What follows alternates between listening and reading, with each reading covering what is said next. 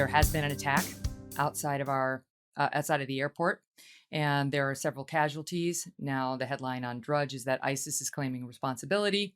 This was a known risk, and now it's unclear exactly who has died, but the early reports are possible U.S. military and civilians, up to maybe as many as 13 dead. It's early now in the reporting, so we're going to find out more in the days to come. This didn't have to happen. Biden has obviously botched the withdrawal from Afghanistan. And one of the big debates going on in our country and elsewhere in our NATO allied countries is why we didn't foresee the difficulty in getting our people out of there, why we took too many military out before we got all the civilians out, which we haven't done. That's exactly, bass backwards, as they say. And why we didn't make provisions for the Afghanistan people who helped us, people like translators and so on, who undoubtedly are going to turn up in the dead. So the reason that you're a good person to ask this of is that people in the Biden administration have pointed to you. Even a person who worked for Vice President Pence has pointed to you, saying this is really Trump's fault because they slow rolled and even capped, but they slow rolled the number of basically permission slips or visas for people like the Afghanistan translators to come in. And they call them SIVs, that they couldn't get these tickets into the country, even though they'd filled out all the proper paperwork and so on, because Trump wouldn't let them in. And now, even though Biden didn't fix it, they're basically saying not all the fault is on Biden because most of these slow rolling incidents happened when you guys were in the White House. Your thoughts on all of that? Well, there's a lot to cover there. First, our prayers are with the victims, with the wounded, with the families, the survivors, and with our troops. Obviously, details are still coming in about what happened, but it is profoundly heartbreaking and anguishing. And we just hope that those who have survived will make a full and complete recovery. But as you mentioned, it certainly didn't have to be this way. And it all begins with what history will surely record as the most inexplicable decision in the global history of foreign policy, not just in the world today, but in the world ever, for as long as history's been recorded, which is why did Biden pull out our troops before conducting the evacuation? And then after evacuating everyone, then had to surge in even more troops than were there in the first place. Nobody has ever explained this. Nobody has ever said why it was done. Did Biden just come up with that idea all by himself? Did he come up with it jointly along with, who knows, Susan Rice, Lloyd Austin, who knows? But it is, aside from everything else, that decision will go down in infamy as arguably the greatest unforced foreign policy error. And an error doesn't really come close to capturing it. It's a deadly catastrophe. But the greatest mistake in the history of foreign policy, because it was so needless and so preventable and so unexplainable. That then led to, of course, everything else that you've seen. It led to the surrendering of our embassy and our air base and all of our assets, all of our military equipment.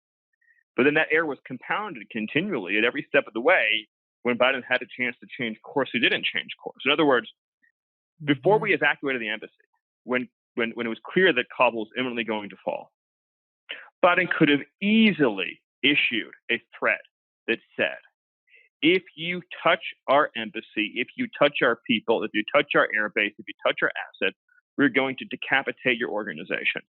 Mm-hmm. Because we 100% had the capacity. Now that you're out in the open, now that you're organizing your leadership, now that you're organizing your government, now that you're marching on the city, we could issue a decapitation strike on the whole organization. So after 20 years of hiding out, waiting to take over, now you're out in the open, now we can kill you all. Absolutely, we have the capability to do that. But at every turn, Biden chose to compound his mistake and lean into his weakness instead of reversing course and letting and letting the Taliban cinch their grip tighter around the United States and lose ever more strategic flexibility, ever more leverage, ever more operational flexibility. So you pull out the embassy, you abandon the airbase, you abandon the equipment, and you strand all of our citizens behind enemy lines. So now you've given all the leverage, all the operational control, all of the negotiating power to the Taliban. Now you're operating at their sufferance. And again, Biden doesn't change course. He leans into the state of affairs, says that we're just playing Mother May I with the Taliban. We are. And just to update the audience, he literally just said, well, we want to make this August 31st deadline. It's possible. I need scenarios for if we're going to go beyond that. And the Taliban said, no, you can't go past August 31st. No, the answer is no. And honestly, all we seem to be doing is saying, oh, okay, master. Okay. All right. Got it. The Taliban's clearly in control, and we are asserting absolutely none of our might in order to advocate on behalf of and protect our American citizens over there. Yep. And ISIS is reading the signals being sent that America is weak and America is feckless and America won't strike back. And that's what H.R. McMaster just said. Same thing. I want to be very clear. This has nothing to do with your views, anyone's views, on the war in Afghanistan and the decisions that have been made for the last 20 years. This has everything to do with the decisions that have been made over the last month. And again, Biden keeps compounding it by leaning into it, by continuing to be a supplicant to the Taliban. And so you have this spectacle playing out before the whole world of a medieval band of radicalized fundamentalists dictating to the most powerful nation in the world. And Biden seems totally unable, unwilling, incapable of projecting American power into the situation. But let's roll forward. So then the evacuation operation itself. Because the United States agreed to carry out the evacuation from the extraordinarily fragile position of only controlling the airport and no other territory at all, it meant that we had no operational security. You have this dangerous spectacle of thousands of people coming up to the airport every day to get themselves onto these planes and to leave the country.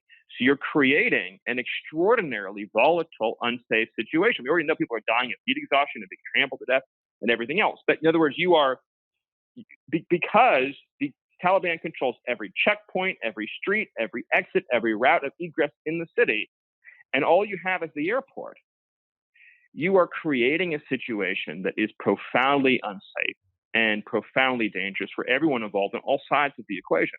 Instead of expanding the perimeter out and saying, God damn it, we're the United States of America, and we are going to create an operational safe space to conduct these evacuations, or you, the Taliban, are going to die.